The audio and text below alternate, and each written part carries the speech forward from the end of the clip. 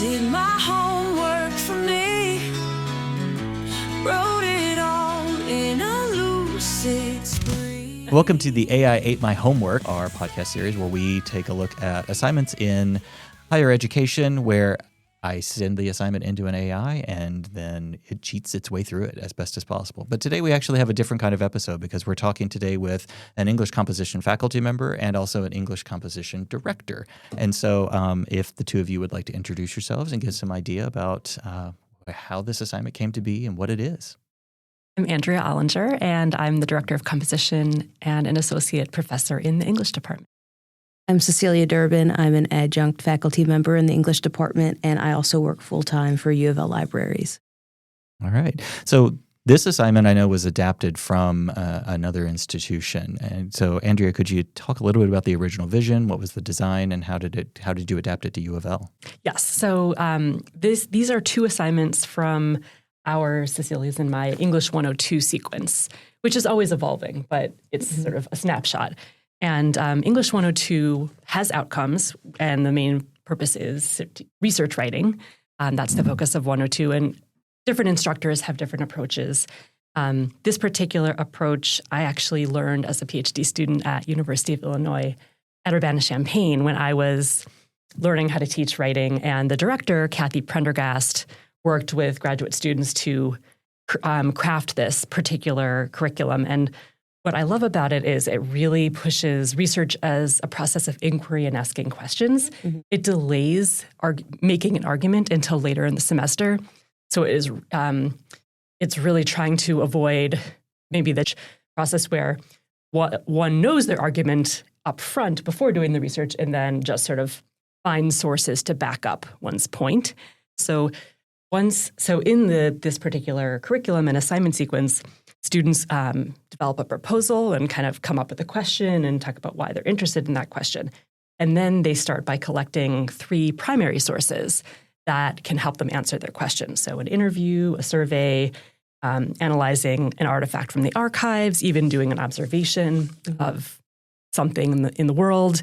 And for each source, they summarize it and then think about, how does it advance my research question? How does it complicate my research question? How does it push it in different directions that I didn't expect? So it really emphasizes research as a process of discovery. And then the same for the secondary source analysis. So hopefully by the end of the primary source analysis, the research question looks different. And then in the secondary source analysis, they kind of look at this question in a national or international or kind of scholarly conversation. So the question might change for that or might be the same, but they'll collect 3 sources and kind of do some contextualization of the source, sort of who's the author, what's the publication venue, then summarize the source and then analyze it and how it advances or complicates or frustrates the research question. And by the end of that paper, hopefully they'll have a further refined question. And then they kind of put those two together and figure out, what argument do I want to make? What new data do I need to collect? And then they construct an argument. Yeah. So that's sort of the third project in the sequence. And then one can do other things beyond that. So Cecilia, how have you seen this play out in the classroom? Like, what kinds of challenges, successes have students have? What are some of the specifics that you've kind of seen happen in the classroom so far? So I think the primary source analysis is the most fun because for a lot of students, it's their first time engaging with primary sources. I personally like primary sources a lot. I'm a huge history nerd, so I spend a lot of time looking at them myself. So I think it's an exercise in their curiosity and seeing how far they're willing to go to explore the topic that they've chosen, right? We give them that liberty to choose a topic that interests them, that will maintain their interest throughout the semester. So it's nice to see them getting excited about that, assuming that they do, which a lot of them do. So that kind of brings up the question then of what I did with this with an AI. So I took these 2 assignments and I ran them through Claude, specifically the Pro subscription of Claude. And I just asked it to, as if you were a student in an English 101, 102 class, freshman at a university. I think I even specifically said U of L. How would you put this together? And it did spit out an initial draft, which is the pretty classic AI where it was all bullet points and lists and lots of bold and other things. But then I asked it, okay, think like an English student and rewrite this as paragraphs. And then it pretty much generated out what you all have seen. So what were your initial reactions to that AI work? What kind of jumped out at you? We have all read so many college students' papers, and it's not that they don't know formatting, but this is pretty advanced formatting for a first-year student in a gen ed class. It's very particular. There are different font sizes for different headings, and so that is something that would clue me in. Of course, it's not a smoking gun, but it would make me think, oh, this is interesting. Maybe the student is more advanced and has written advanced papers, but typically that really isn't the case. So that clues me in. Also, the different font styles. Some of this is bold. Students barely want to put a correct heading on their papers. They're not going to go out of their way. And of course, that is a blanket statement, but I think in my experience, I can say with almost certainty that they're not going to go out of their way to make it this detailed from a format. I think it's interesting, the commentary that it doesn't sound like a student and that it doesn't reflect a student's approach is kind of an interesting, because it's approaching work in a different way than the way a student would in a 102's class, the way that they would actually kind of approach what they would say and how they would say it. The next thing I would do is, of course, read through it. Although we only have a semester with most of these students, you still get a pretty good idea of what their natural voice sounds like. This is very robotic. And unfortunately, a lot of students have been taught or have somehow come to the belief that this technical language is what people want to read or is what their professors want to read. And I really try very, very hard to get them to unlearn that. It's hard to break habits, though. And then next, I would look at the work cited. And the first thing that I did is, so there's an Instagram handle on here at Cardinal Mental Health. So I'm going to go to Instagram and I'm going to type it in, and there's not an Instagram page under that name.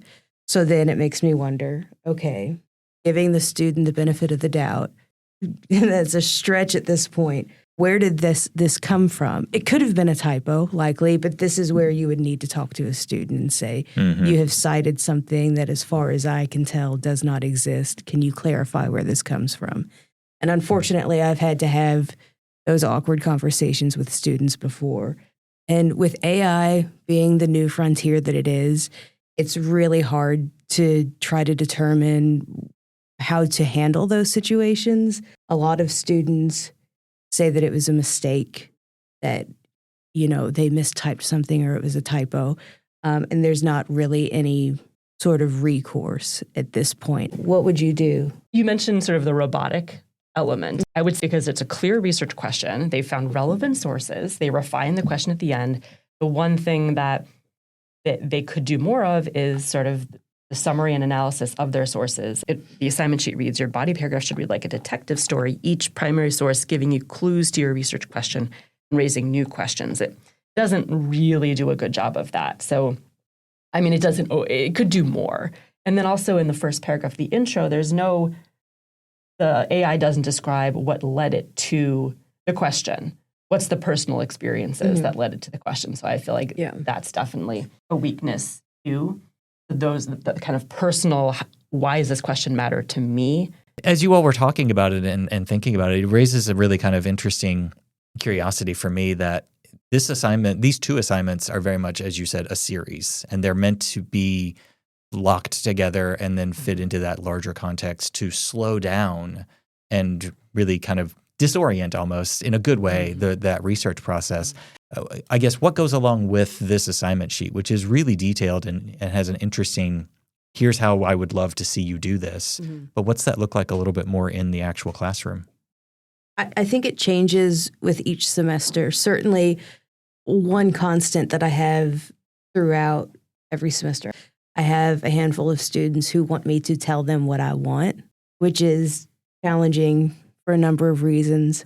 One, it indicates some discomfort or some lack of confidence, some doubt in their own abilities to think critically.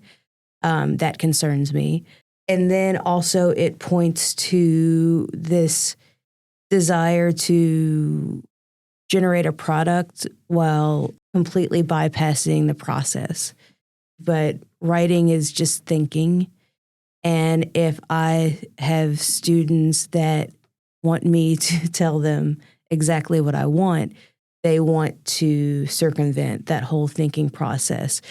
I just think, going back to primary source analysis, we using language like robot and technical, and then we were also using language kind of the polar opposite of that, so personal experience. Yeah. And it's like this quintessential man versus machine debate. And in a writing class, that is the best realm, I think, in college to be a person, to express your experiences, your perspectives, your opinions. I don't know where else you could do that on a college campus as part of a curriculum. In terms of the process after the primary source analysis and the secondary source analysis are done, I have my students, I make them interact with each other a lot during class, and it's fun. At first they think they're going to hate it, but they all end up leaving loving it, and I'm not being facetious. One of the activities we do is a speed dating class so they've compiled evidence through primary sources, evidence through secondary sources, and then they have to give like an elevator pitch. And it's like musical chairs, they rotate, so everyone is interacting with everyone for it's usually like a minute or a minute and a half to refine their pitch, and that's like the core of their argument. So that is a lot of fun to do. Just getting students to think about what we're doing in applicable ways outside of the English classroom. No matter what career you're in, even not related to work, you're going to have to do this critical thinking. You're going to have to synthesize information and make meaning out of it. And so I'm just trying to get them a little bit of practice in those skills as much as I can. And this assignment sequence is a good way to do that. I love that. That sounds like so much fun. So can we go back to, so we kind of talked about the first iteration that Claude produced. The second version that you sent us, where you said, cut the headings, Claude rewrote it, and there's a lot more first person. And so my kind of comment about, the initial Claude version didn't have that personal discussions of what led the writer to the topic, the question, whereas the second version of the Claude produced paper, like the first paragraph is, social media is everywhere these days, and it seems like everyone is always on their phones. I've noticed that a lot of students at U of L seem stressed out and anxious. I wonder if social media has anything to do with it. And there's so much first person. So the tool got that.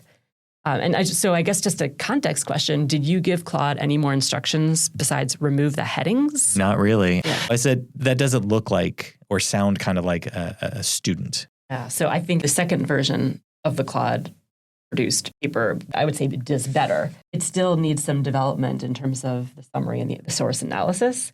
But I feel like with all of the personal interjections, that's what I am looking for when I teach this assignment. I want to know, how are students responding? The paper format is not designed to be a perfectly wrapped gift like an argument essay. It's supposed to be narrating their research process. And so I want to hear the first person, and I want to know that, for instance, the student writes, the AI, I don't want to humanize. The AI writes, I got 23 responses to my survey, which was pretty good.